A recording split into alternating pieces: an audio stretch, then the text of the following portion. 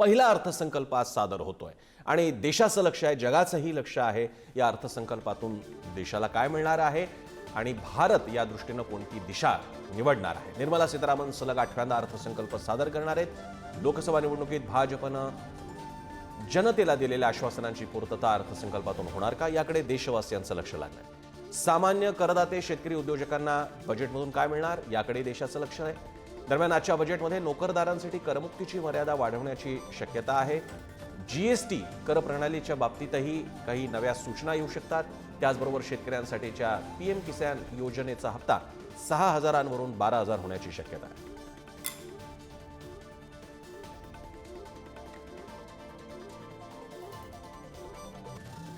आज देशाचा अर्थसंकल्प सादर होतोय। जगभरामध्ये एक वेगळं वातावरण आहे। अमेरिकेची धोरणं जगावर परिणाम करतायत।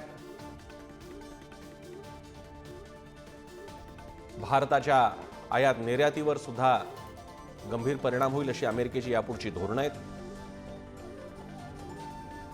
या पार्श्वभूमीवर कोणत्या महत्त्वाच्या घोषणा होऊ शकतात अपेक्षित आहेत या बजेटमधून पाहूया ग्राफिक्सद्वारे।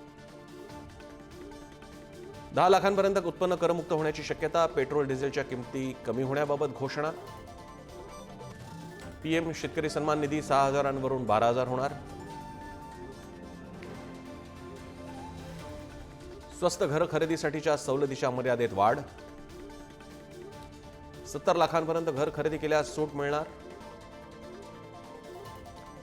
ग्रामीण भागातील तरुणांसाठी इंटर्नशिपची घोषणा।